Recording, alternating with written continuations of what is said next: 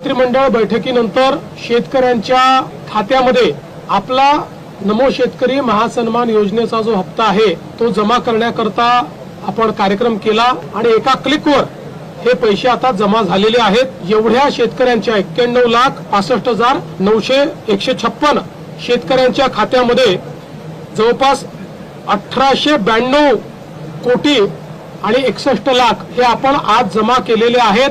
अखेर 3 महिन्यांची प्रतीक्षा संपली। महाराष्ट्र सरकारने टाकले शेतकऱ्यांच्या खात्यावरती एकूण 10,000 रुपये।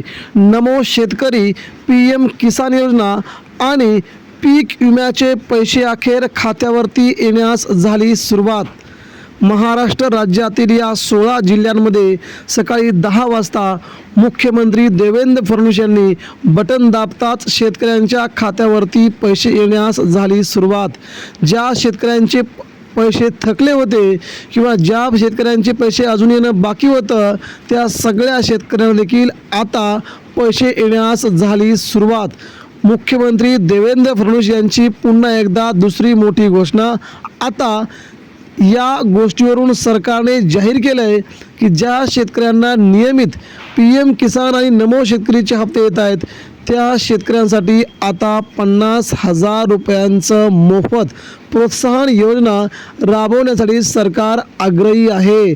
आता हे पैसे कोणाला मिळणार, कोणकोणते शेतकरी पात्र आहेत आणि ज्या तालुक्यांमध्ये ज्या जिल्ह्यांमध्ये अजूनपर्यंत पैसे आले नाहीत त्यांनी काय करायचं आहे, जर त्यांचे पैसे बंद झाले असतील तर त्यांनी काय करायचं आहे, या घडीचा हा सगळ्यात मोठा व्हिडिओ तुमच्यापर्यंत आम्ही पोहोचवत आहोत।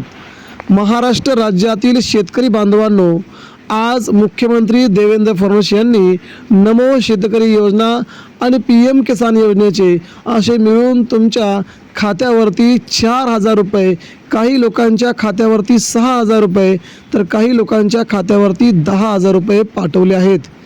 एवढे पैसे कसे आले हा तुम्हाला मोठा प्रश्न पडला असेल की एवढे पैसे कसे एकदम खात्यावरती।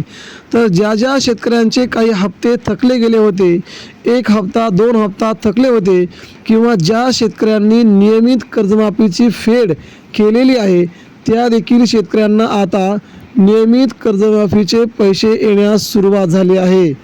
PM किसान सन्मान निधी योजना ही शेतकऱ्यांसाठी आणलेली महत्त्वाची योजना आहे।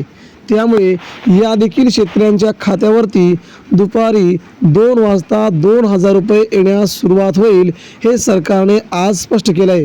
फक्त तुम्हाला आता जर पैसे आले नसतील तर या 2 गोष्टी कराव्या लागतील। जर तुम्ही या 2 गोष्टी केल्या नाहीत तर तुमचे 2,000 आणि 2,000 4,000 रुपये येणं कायमचं बंद होईल। कारण की सरकारने काल नवीन एक नियम लागू केला आहे।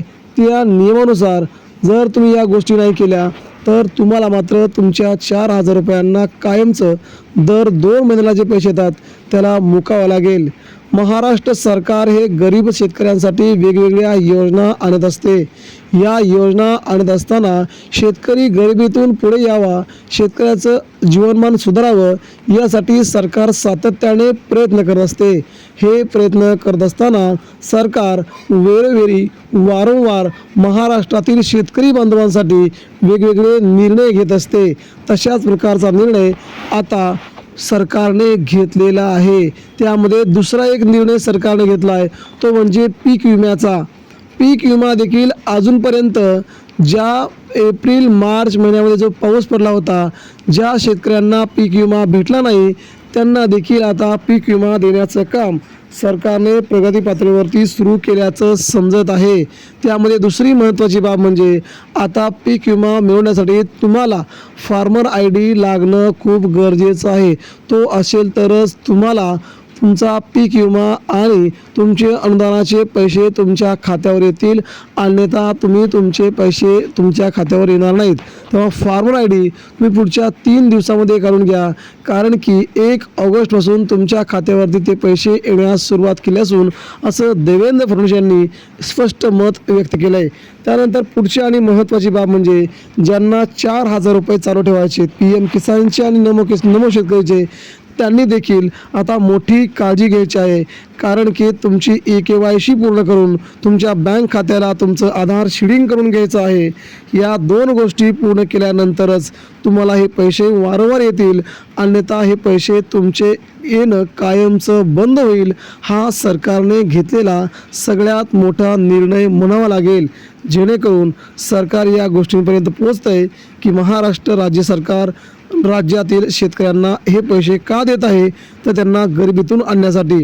तेव्हा आज सकाळी 10 वाजता तुमच्या बँक खात्यावरती 10,000 रुपये आले नाहीत तर नक्कीच खाली कमेंट बॉक्समध्ये उत्तर द्या. आपण त्यासाठी सरकारकडे पाठपुरावा करणार आहोत. धन्यवाद.